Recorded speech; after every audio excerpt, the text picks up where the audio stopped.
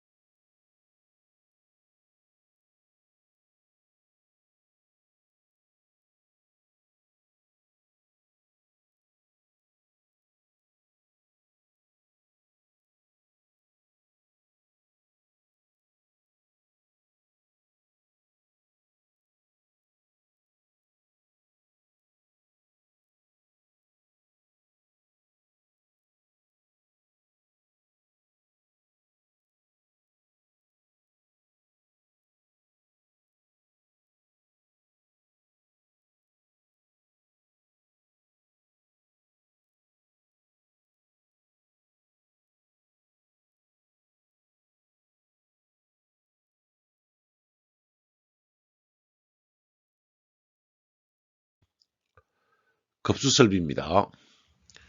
급수설비는 배관으로 물을 공급하는 설비이고 배관 기초 계산부터 시작하도록 하겠습니다. 관내 파이프 내에 유속 관경 필요한 유량이 있다면 우리가 물의 속도는 1m/s로 유지하는 게 가장 좋습니다. 속도. 그러면 관 단면적이 있겠죠. 이 단면적을 계산하면 지름을 구할 수 있게 되는 겁니다. 그래서 유량에 대한 Q는 AV, A는 4분의 파이 D 자성, A는 4분의 파이 D 자성, 속도는 1m/s로 치면 지름을 구할 수 있습니다. 유속은 이 식을 정리하면 파이 D 자성분의 4Q라고 하지만 얘는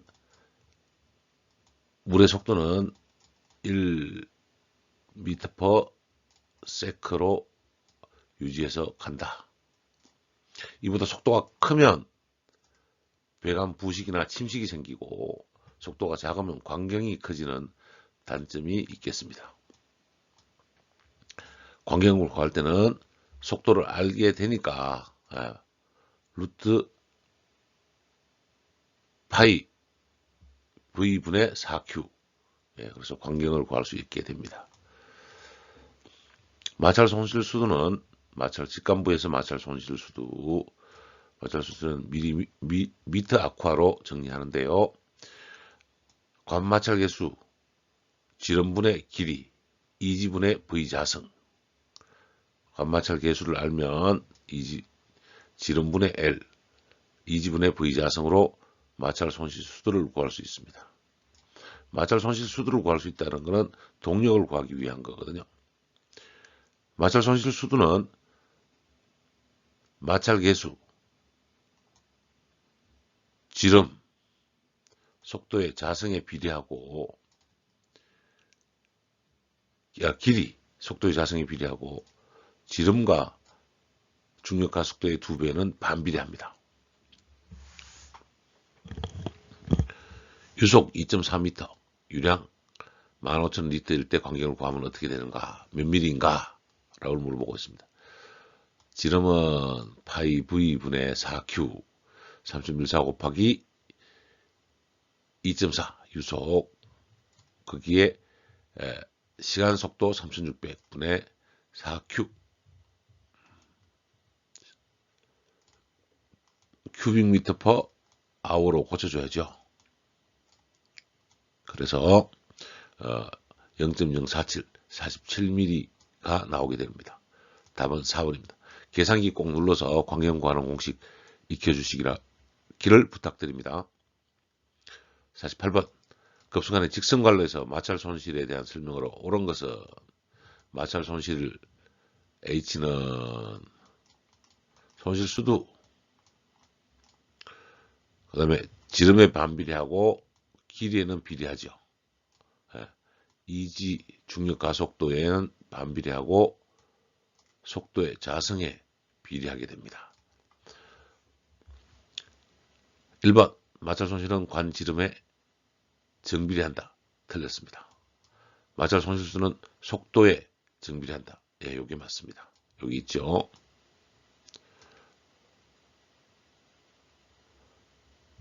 3번 마찰 손실은 배관 길이에 비례합니다. 틀렸습니다. 마찰 손실은 관 유속의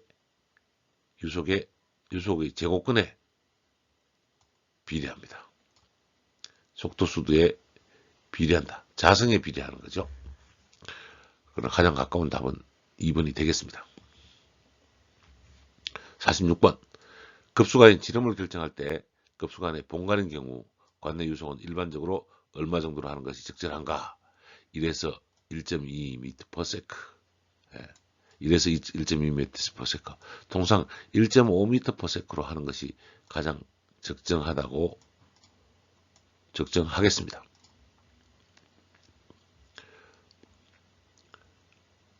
유속을 1.5로 해줘야 되겠네요. 48번 급수배관의 마찰 손실수도와 가장 거리가 먼 것은 길이 있습니다. 직경 있습니다. 두께 없죠. 여기서 두께는 없습니다. 3번이 정답이고 4번 유속의 자승에 비례하는 것을 봤습니다. 답은 4번이 되겠습니다. 3번이 되고 유속이 있습니다. 문제 풀다 보면 아는 문제를 이렇게 틀릴 수도 있습니다. 수도직결 방식. 수도직결 방식은 상수도 본관의 압력을 그대로 급수로 이용하는 방식이고 소규모의 적합한 방식입니다. 그림처럼 상수도 사업소에서 급수를 넣어주면 수도 본관에서 수도 인입강까지 들어옵니다. 수도 인입강까지 들어오면 건축 설비는 배관에서 건물에서 1m까지가 건축 설비 범위고 계량기 및 지수 밸브는 토목공사에서 시공을 합니다. 그래서 메인 지수 밸브 1은 구역 단위로 주는 거고 각 세대별로 각각 뽑아주는 것이고요. 우리 집으로 들어오는 계량기와 지수 밸브가 있습니다. 그래서 급수 밸브로 바로 들어오게 되는 거죠. 그래서 1층에 대변기, 세면기, 싱크대에 급수관을 주고 위쪽에 보면 샤워기에서 나오는 압력, 순간 온수기, 그 다음에 세면기, 대변기가 있습니다. 대변기, 세면기, 싱크대 등은 일반 수준으로 0.3kg 압력이 기구 압력이 필요하고 순간 온수기는 0.5kg가 필요합니다. 샤워기는 0.7kg가 필요합니다. 샤워기 0.7kg, 순간 온수기 0.5kg, 나머지 대변기, 소변기, 세면기, 싱크대, 욕조 등은 0.3kg가 필요하다는 것을 최저 필요 압력을 기억을 해주시기 바랍니다. 이렇게 소규모로 쓰는 단독주택 등에는 수도 직결 방식으로 쓰고 수도 직결 방식의 특징으로는 설비가 쌉니다. 소규모 건물에 적합합니다. 급수 오염이 가장 적습니다. 급수 오염은 크로스 커넥션이라고 하는데 급수 오염이 가장 적습니다. 바로 수돗물을 쓰기 때문에 그렇습니다. 급수압이 한정돼서 급수압 높이가 낮습니다. 급수압 높이가 상수도 사업소에서 보내준 요 압력으로만 올라가야 되기 때문에 3층, 4층이 넘어가면 이 위생기구의 최저 필요 압력이 떨어져서 물이 잘 나오지 않을 수가 있습니다. 정전시에도 급수는 가능하지만 단수시에는 급수가 불가능하다는 단점이 있습니다. 요즘 대한민국에서는 단수시에 급수가 불가능한 경우가 많지는 않습니다. 사전 예고제를 하고 있기 때문에 수도 직결 방식이 가장 안전한 방식은 맞습니다. 수도 본관의 최저 압력, 수도 본관에서 최저 압력은 상수도 사업소에서 보여주는 최저 압력은 얼마냐? 그러면 기구의 최소 필요 압력이 있어야 되겠죠. 기구의 최소 필요 압력이 샤워기를 쓴다면 0.7kg가 될 거고, 그러면 7m, 1층에서 2층까지 3m, 샤워기 높이 2m 잡으면 한 5m 정도가 필요하겠죠. 2층이면 5m 정도가 필요하겠죠. 0.5kg. 그 다음에 이 수도 본관에서부터 배관 길이에 따른, 그 다음에 부속품 등에 따른 직관 길이와 상단 관장에 따른 압력이 필요할 것입니다. 이 부분을 뭐 한 0.5kg, 1kg 정도 잡으면 상수도 사업소에 최소한 2kg는 보내줘야 샤워기에 물을 정상적으로 쓸 수 있다는 계산이 나오는 것입니다. 문제풀이로 들어가겠습니다. 44번. 급수 방식 중 수도 직결 방식의 특징으로 틀린 것은 수도 직결 방식은 위생적이다. 맞습니다. 유지 관련 측면에서 가장 바람직하다. 맞는 이야기죠. 저수조가 있으므로 단수시에 급수할 수 있다. 저수조가 있다는 얘기는 저수조 방식이죠. 저수조 방식이라서 요거는 아니겠습니다. 3번. 수도 본관의 영향을 받아서 수압 변화가 심하다. 수도 본관의 변화를 다른 집에서 쓰면 우리 집이 잘 나오지 않을 수도 있고 산 위에 있는 집은 수압이 낮아서 잘 나오지 않을 때도 있습니다. 4번. 고층으로 급수는 당연히 어렵습니다. 고층 건물에는 수도 직결 방식을 쓸 수가 없다는 이야기입니다. 정답은 수도 직결 방식은 저수조가 없습니다. 답은 2번이 되겠습니다. 46번. 다음 건물 중 급수량 산정의 기준과 가장 거리가 먼 것은 급수량 산정 기준. 아직은 배우지 않았습니다만은 급수량 산정은 인원수, 기구 수량, 건물 면적, 유효 면적에 따라서 인원수를 잡을 수도 있고 유효 면적에 따라서 기구 수량을 잡을 수도 있습니다. 그래서 답은 건물 높이 및 층수 1번이 정답이 되겠습니다. 건물 및 높이 및 층수는 급수 방법에 따른 구분을 할 때 직길로 할 것이냐 저수조로 할 것이냐 부스터 방식으로 할 거냐, 압력 탱크 방식으로 할 거냐를 나눌 때 쓰는 방식이 되겠습니다. 답은 1번입니다. 고가 탱크 방식에 대해서 말씀을 드리겠습니다. 고가 탱크는 고가 수조를 건물 상부에 놓고 하향으로 급수하는 방식입니다. 공급 방식은 본관, 저수조, 양수펌프, 양수관, 고가 수조, 급수관, 그 다음에 수전 형태로 오겠습니다. 그림을 보면 본관에서 수도 미트를 놓고 지하 저수조로 물을 넣습니다. 지하 저수조 다음에 양수펌프로 고가 수조까지 양수합니다. 요 관을 양수관이라고 하죠. 그래서 양수관입니다. 급수관 아니고 양수관입니다. 고가 수조에서 내려오는 이 파이프가 급수관이 되겠습니다.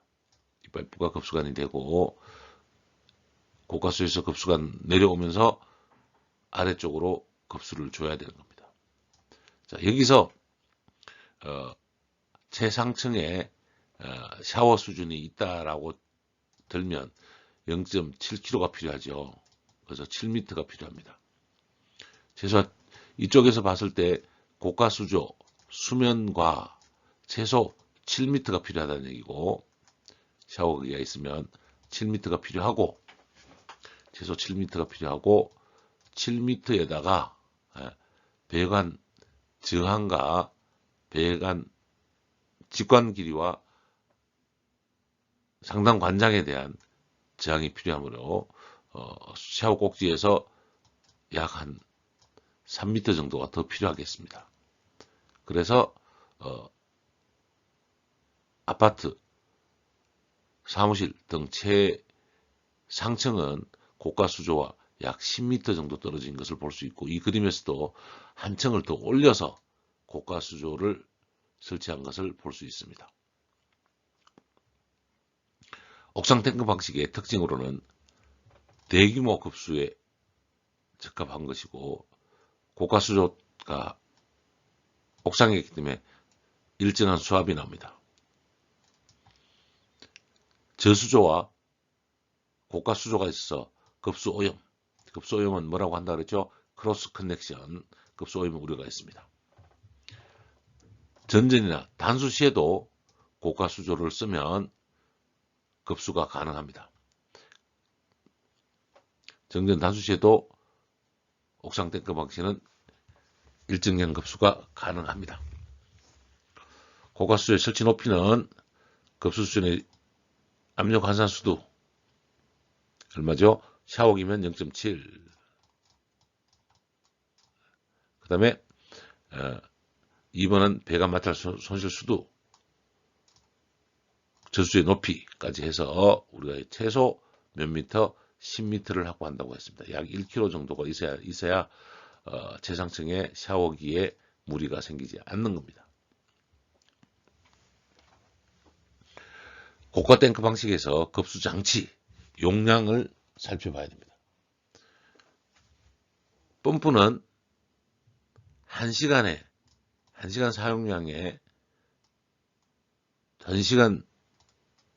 사용량의 2배, 펌프는 2배, 옥상 탱크도 1에서 3배니까 1시간 1 곱하기 저는 2배로 하겠습니다. 1에서 3시간. 그 다음에 저수조는 1일 사용 수량, 1일 정도 물을 사용할 수 있는 양을 보관하면 적정할 걸로 사용이 됩니다. 그 다음에 고가 수조나 지하 저수지에 오버플로우가는 양수관의 2배, 이렇게 기억을 해주시기 바랍니다. 문제를 풀겠습니다. 43번 옥상 탱크식 급수 방식을 배관 개통도로 옳은 것은, 수도 본관에서 가장 먼저 저수 탱크로 옵니다. 저수 탱크로 오고요. 그 다음에 저수 탱크에서 양수 펌프로 갑니다. 양수 펌프에서 양수관으로 가서 옥상탱크로 갑니다. 옥상탱크에서 급수관으로 가고 수도꼭지. 4번이 답이 되겠습니다. 옥상탱크 급수 방식의 개통 순서 기억해 주시기 바랍니다. 두 번째 문제 48번. 펌프의 설치 및 배관상의 주의를 설명한 것 중 틀린 거. 펌프 설치. 펌프는 기초 볼트를 사용하여 기초 콘크리트 위에 설치 고정한다. 맞습니다. 이쪽에 우측에 있는 그림을 보면 바닥에서 기초 콘크리트 위에다가 펌프를 볼트로 정확하게 고정해 주는 것이 중요합니다. 맞습니다. 2번, 46번 2번. 펌프와 모터축을 중심으로 일직선에 정확하게 일치시키고 볼트로 조인다. 펌프에다가 모터가 연결이 되어 있는데 이 축봉은 뭐 제작사에서 정확하게 맞춰서 옵니다. 여기 축봉이 되는데 커플링이 있는데 요 선을 정확히 맞춰야 된단 말입니다. 맞습니다. 3번. 펌프 설치 위치를 되도록 흡입 장정을 크게 한다. 크게 하면 캐비테이션이나 서징 현상이 발생하므로 얘는 줄여야 됩니다. 그래서 펌프를 수조보다 아래에 있게 하는. 그래서 양수관 위에 있으면 양수관이 또 별도로 필요합니다. 그래서 답은 3번이 되겠습니다. 흡입구는 수면에서부터 광경이 2배 이상 물속으로 들어가게 해야 된다. 펌프를 뽑을 때 수면 위쪽에서 뽑으면 소용돌이가 생겨서 공기가 흡입되는 악영향이 끼치게 됩니다. 그래서 4번 문제는 맞습니다. 답은 3번입니다. 45번. 고가 탱크 급수 경로를 바르게 나타낸 것은 앞에서 나왔던 문제네요. 본관, 저수조, 양수관, 양수 펌프가 빠졌죠. 양수 펌프, 양수관, 옥상 탱크, 급수관에서 수도꼭지까지 가는 게 2번이 정답이 되겠습니다. 41번. 고가 탱크 급수 방식에 대한 설명으로 틀린 것은 고가 탱크에 틀린 것은 고가 탱크는 일정한 수압으로 급수할 수 있습니다. 맞습니다.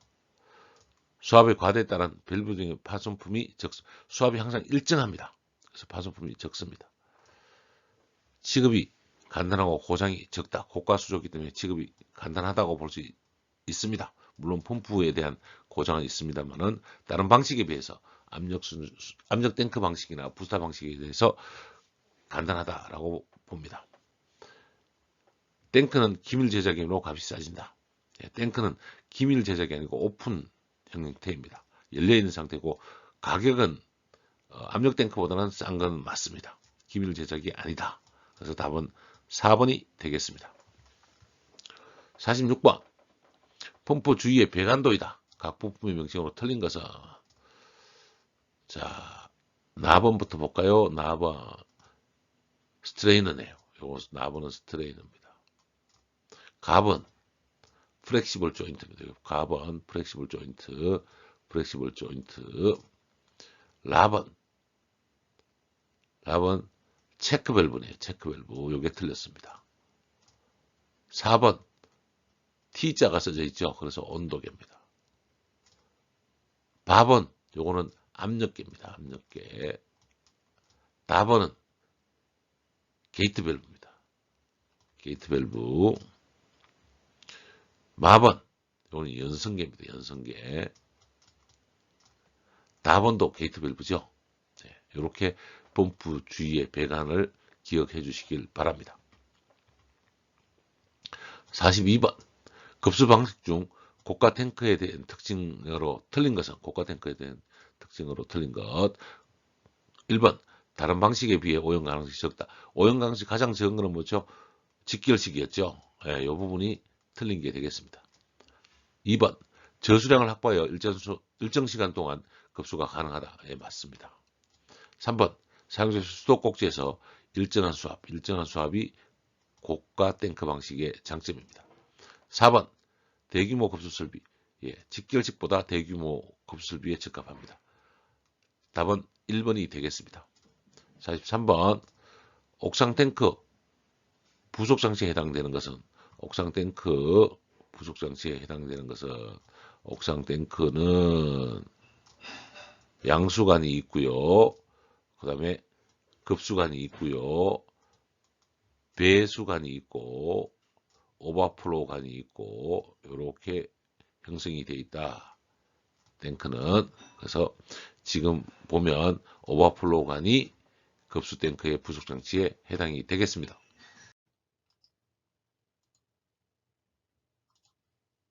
압력 탱크 방식, 급수 설비에서 압력 탱크 방식. 압력 탱크에 물을 압입하면 탱크 내의 압축 공격에 의해서 급수되는 방식입니다. 기본적으로 저수조는 기본으로 가지고 있는 거죠. 상수도 인위관에서 메탈을 타고 저수조에 물을 저장하고 저장된 물로 펌핑을 한 상태에서 물이 압력 수조에 차면 펌프로 공기를 집어넣어서 공기로 물이 공급되는 방식입니다.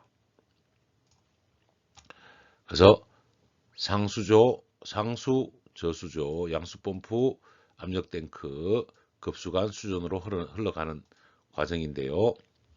압력탱크 방식을 설치하니까 압력으로 물을 공급해서 펌프가 계속 물이 사용될 때마다 펌프가 도는 것이 아니고 물을 한번 채워놓으면 물이 빠져나갈 때까지 공기가 밀어내서 빠져나갈 때까지 펌프가 돌지 않습니다.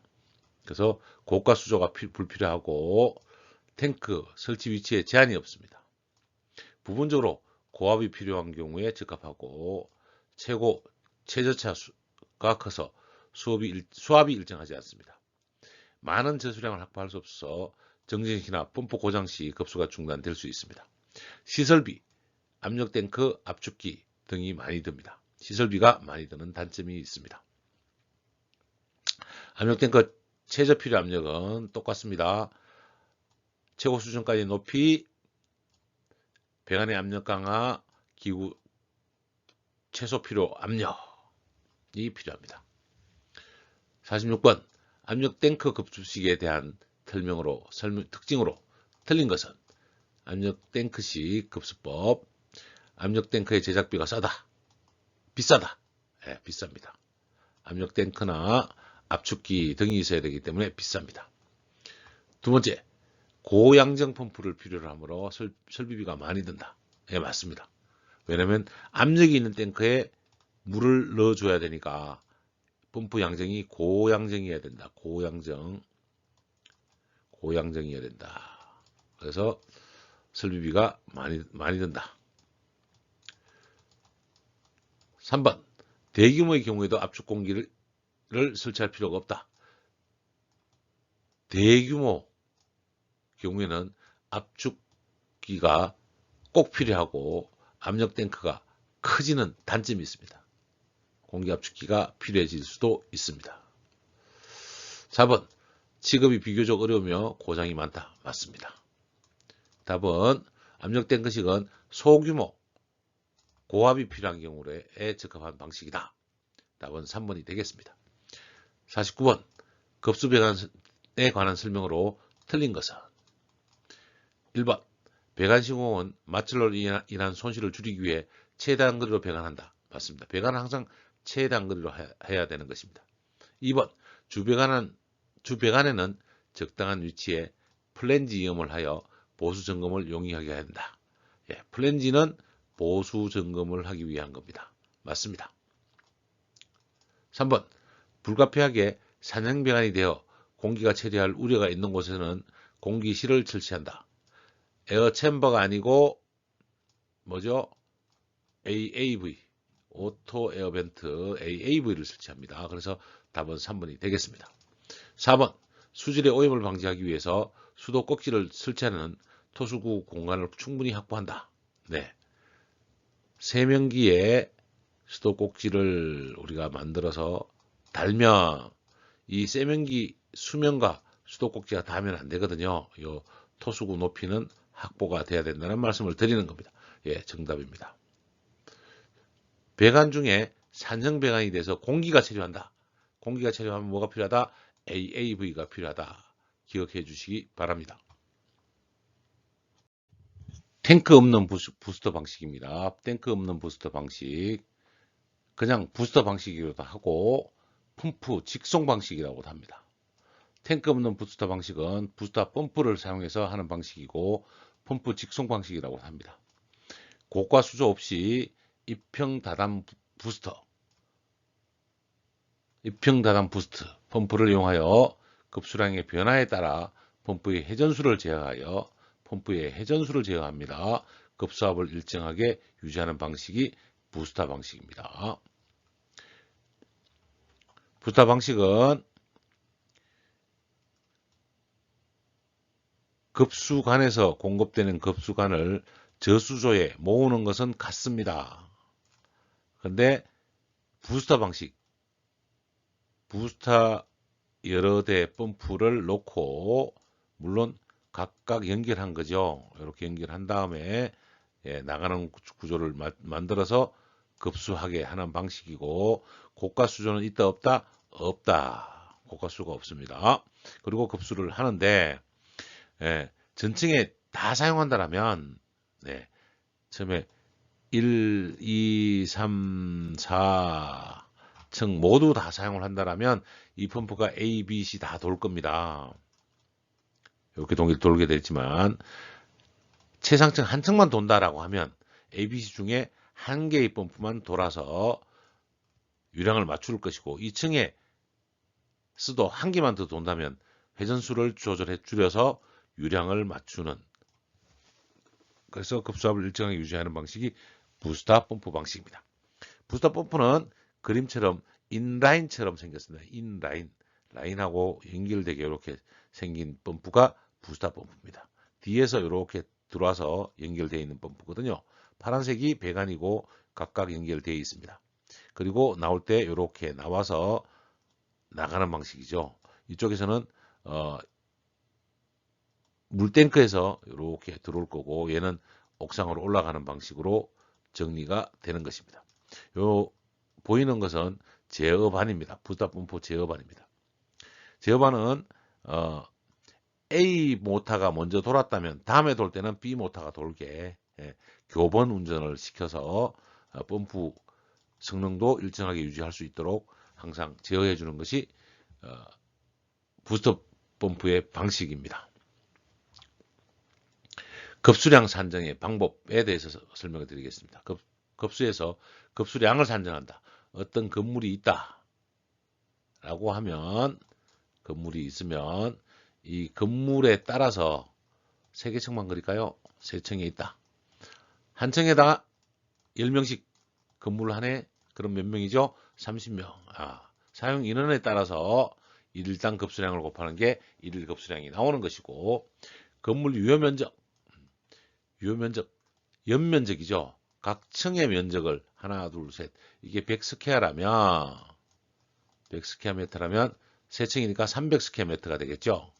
300스퀘어미터에다가 우리가 통상 7스퀘어미터마다 한 명, 5스퀘어미터 한 명을 두는데 5만 둔다라면 약 60명이 존재하겠네, 이 건물에는. 그러면 유효 면적에 대해서 사람 인원수를 두고 하면 60명이라는 인원이 나온다는 이야기죠. 이 60명을 곱해서 사용인원 1일당 급수량을 찾아내는 것입니다. 위생기구세에 대한 방법. 화장실이 있다면 화장실 한 개당 대변기 2개, 소변기 2개, 세면기 2개 뭐 이렇게 있다고 치면 대변기가 6개, 세면기가 6개, 소변기가 6개 이렇게 정리가 되겠죠. 여기에당 한 기구당 그러면 하루에 1시간 동안에 쓰이는 급수량을 정하면 기구당 알고 있으면 1일당 급수량이 나올 겁니다. 1일당 급수량은 사무실이면 8시간을 정하면 되겠죠. 자, 1일당 급수량이 나오면 시평량 1시간 평균 예상 급수량 시평량이라고 합니다. 시평량이라고 해서 시간 평수량 평균 사용 시간 사무실이면 8시간이죠. 8시간으로 일반적으로 나누면 시간 평균 급수량이 나오겠습니다. 그 다음에 시간 최대 급수량, 시최량이 나옵니다. 시최량은 1.5에서 2배, 2배로 잡겠습니다. 시평량의 2배, 시최량, 순최량은 시간 평균 예상 급수량의 몇 배? 4배를 잡겠습니다. 4배. 순간 최대 급수량은 4배를 잡아서 펌프 용량, 파이프 용량 등은 시평량으로 잡고 시체량은 고가수조 용량 등을 잡는데 사용할 수 있겠습니다. 7번 고층 건물의 급수 배관 방식, 급수의 조닝에 대해서 이야기하고 있습니다. 조닝하는 이유는 수압을 적절하게 유지하기, 수압 유지를 위해서 조닝합니다. 층별식, 중계식, 압력 조정 펌프식, 압력 탱크식, 층별식, 중계식, 압력 조정식, 압력 탱크식으로 급수 배관을 조닝해낸다. 이렇게 이해를 해주시기 바랍니다. 급수 배관의 시공, 급수관의 구배는 물 흐르는 방향에 가는 구배로 얼마분의 1, 250m 갈 때 한 개의 관으로 갑니다. 물과 공기가 같이 흘러서 가장 높은 순간 보이면 여기서 AAB로 빼내면 되겠죠. 각종 수평구간은 선상향, 지금 제가 가는 방향으로 같이 올라가는 방향을 선상향 구배라고 합니다. 수평주간, 하향 배관의 수평주간 선하향 구배를 준다. 일단 급수관은 선상향 구배를 주는 거다. 얼마? 250분의 1로 준다라고 기억을 해 주시면 좋겠습니다. 9번 수격작용, 무슨 작용? 수격작용, 영어로 워터햄머입니다. 수격작용, 영어로 워터햄머.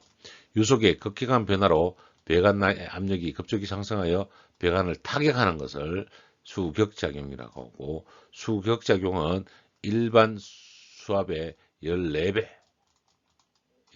정도의 압력이 발생합니다. 수격작용 원인으로는 프레시 밸브나 수전의 급속한 개폐,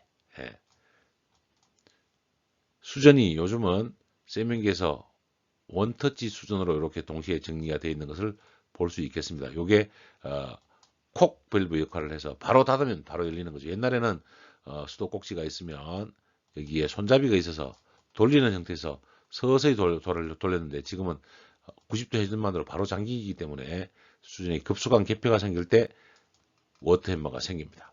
광경이 작으면 워터햄머가 생기기 쉽습니다. 수압이 과되거나 유속이 빠르면 워터햄머가 생길 수 있습니다. 가마 밸브 사용하면 워터햄머가 생길 수 있습니다. 굴복부가 많거나 유수가 급정지 시에 워터햄머가 생깁니다. 수격장 시 압력판은 유속의 14배 상당한 압력이 발생한다고 제가 앞에서 말씀드렸습니다. 수격 방용 시 압력판은 몇 배? 14배. 수격장의 방지 대책, 무슨 대책? 방지 대책입니다. 1번 공기실이나 수격 방지기를 설치한다. 2번 광경을 크게 하고 유속을 낮춥니다. 에어챔버를 설치하면, 에어챔버는 뭐냐면 급수관이 올라오면서 이렇게 연결됐을 때 이렇게 공기관을 하나 더 만들어 주는 거죠. 그래서 급격히 물이 잠기면 여기 안에 공기가 챔버 역할을 할 수 있습니다. 그래서 에어챔버를 설치하고, 그냥 정상적으로 만들어진 수격 방지기를 요 위에 설치하기도 합니다. 광경을 크게 하고 유속을 낮춥니다. 펌프에 플라이를 설치한다. 그래서 펌프의 급격한 속도 변화를 방지한다. 그런데 플라이를 다는 펌프 요즘은 없습니다. 요즘은 인버터, VVVF, 인버터로 속도를 제어하기 때문에 플라이를 굳이 닿지 않는다. 그러나 고전 문헌에 원론으로 나와 있기 때문에 플라이를 기억해 주시면 좋겠습니다. 네 번째, 서지 탱크나 조합 수주나 워터햄머 흡수지기, 어레스트를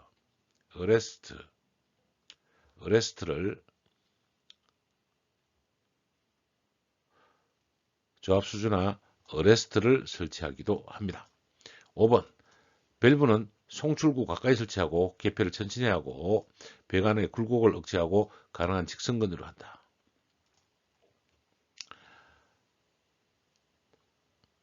워터햄머 수격작용 방지 대책 6가지 한 번 더 읽어드리겠습니다. 공기실이나 수격 방지기를 설치하고요.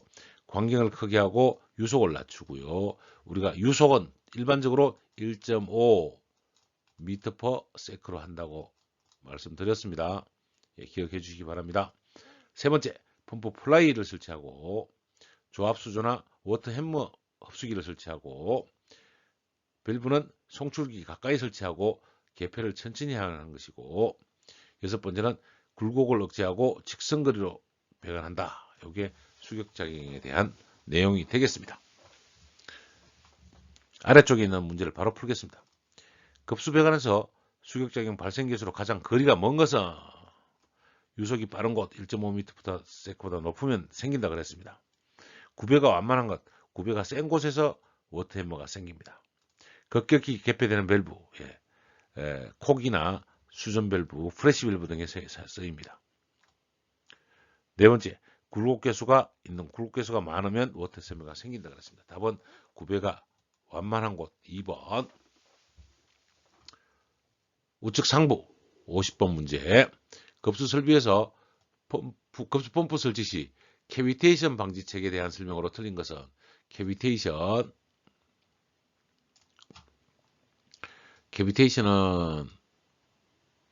펌프 출구와 입구가 있어서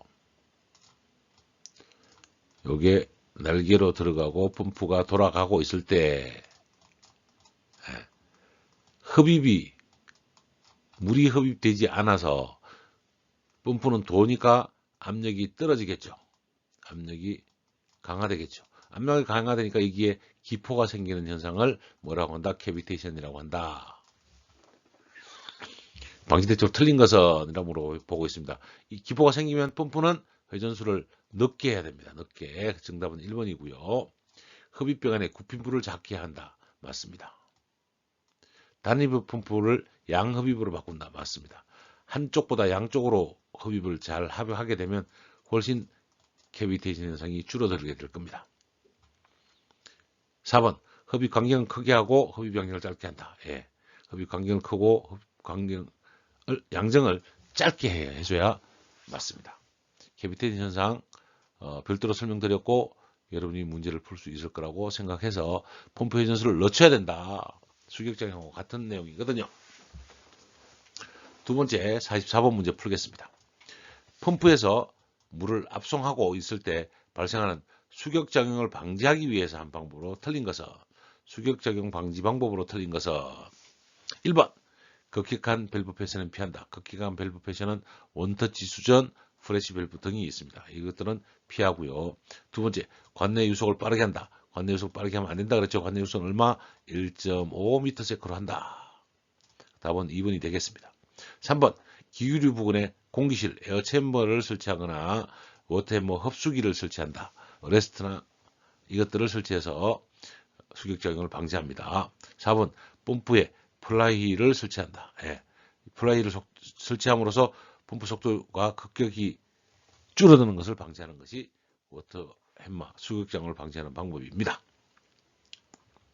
45번 펌프의 베이프록 현상에 대한 발생 요인이 아닌 것은 베이프록 캐비테이션을 말씀드리면 여기 기포가 발생했다가 다시 압력이 정상적으로 흐르게 돼서 올라가게 되면 이 기포가 다시 녹아드는 현상입니다. 이걸 베이프록이라고 합니다.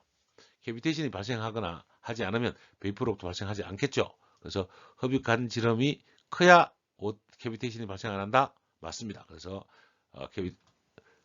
캐비테이션이 발생하지 않으니까 베이프록이 발생하는 현상이 아닙니다. 그래서 1번이 답이고요. 2번 액 자체 또는 흡입관 외부 온도가 상승할 경우 액의 온도가 상승하면 캐비테이션이 발생할 수 있고 베이프록 현상이 발생할 수 있습니다. 3번 펌프 냉각기가 작동하지 않거나 설치되지 않는 경우 펌프 냉각기가 설치되지 않으니까 흡입배관에 아니면 액의 온도가 상승해서 캐비테이션 현상이 나오고 베이프록이 발생하는 겁니다. 캐비테이션 해서 베이프록이 나온다라고 말씀드립니다. 흡입관로가 막혔으니까 캐비테이션이 발생할 거고요. 스케일 부착 등에서 저항이 증가한 경우에는 캐비테이션이 발생하겠습니다. 그래서 발생 요인이 아닌 것은 1번 흡입관 지름이 큰 경우에는 베이프록이 발생하지 않습니다. 아래 46번 문제. 캐비테이션 현상의 발생 조건으로 옳은 것은 캐비테이션 언제 발생할까요? 흡입 양정이 작을 경우 발생하지 않습니다. 액체 온도가 낮을 경우 발생하지 않습니다. 날개 원주 속도가 작을 경우 캐비테이션 발생하지 않습니다. 즉 4번까지 보도록 하겠습니다. 날개차 모양이 적당하지 않을 경우 날개차 모양이 적당하지 않으면 캐비테이션이 발생합니다. 우리가 캐비테이션 현상 발생을 시키지 않으려면 흡입 양정을 작게 해야 되고 액체 온도를 낮춰야 되고 원주 속도를 낮춰야지 되는 것입니다. 10번 급술배에서 크로스 커넥션은 배관과 음용수 이외의 배관에 접속돼서 음용수와 배출된 물이 혼합하게 되어서 음용수가 오염되는 것을 크로스 커넥션이라고 합니다. 음용수가 오염되는 것을 크로스 커넥션이라고 합니다. 예를 들면 지하 저수조 탱크가 있고 뚜껑이 있습니다. 급수가 되겠죠. 그리고 펌프로 물을 퍼서 상부를 급수하는데 천장에서 배수관이 지나가다가 꺾였습니다. 여기서 오염물질이 들어가면 이걸 크로스 커넥션이라고 하는 거고요. 시유수에서 오는 배관으로 우리가 집속 접수해서 쓰는데 지하수에서 관정에서 올라오는 물로 배관을 똑같이 연결해서 낮에는 수돗물, 밤에는 지하수 뭐 이런 식으로 사용하겠다라고 잡았다가 이 두 개 배관이 다 열려서 수돗물이 지하수에 밀려서 들어가게 되면 이 지하수 오염이 되죠. 얘를 뭐라고 한다? 크로스 커넥션이라고 한다. 11번 슬리브는 관의 신축에 대비하고 배관 수리 교체를 용이하기 위하여 배관이 바닥이나 벽을 통과하는 경우에 사진에 콘크리트 사슬 전에 설치하는 것은 뭐라고 한다? 슬리브라고 한다. 보이는 그림은 슬리브들에 대한 그림들입니다. 한 번 더 설명드렸고요. 사전에 설치해서 이 사이로 콘크리트가 탓을 되고 나면 이 사이로 배관이 지나가겠죠. 여기에 보온재도 아마 들어가게 될 겁니다. 이렇게 만들어진 게 뭐다? 슬리브다. 이렇게 이해해 주시면 좋겠습니다. 12번 건물 용도에 따른 최고 사용 압력은 공동 호텔 숙박은 3에서 4kg, 3kg 정도면 최고 사용 압력이 되고 사무소 외에는 4kg 정도 사용 압력을 씁니다. 아래쪽 문제 42번 펌프에서 물을 압송하고 있을 때 발생하는 수격장을 방지하기 위해서 하는 방법으로 틀린 것은 수격장을 방지하는 방법을 찾으면 되네요. 그러면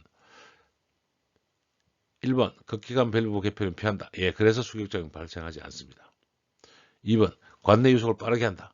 그러면 수격장이 생긴다 그랬죠. 그래서 2번이 정답이 되겠습니다. 유속은 얼마? 1.5m/s.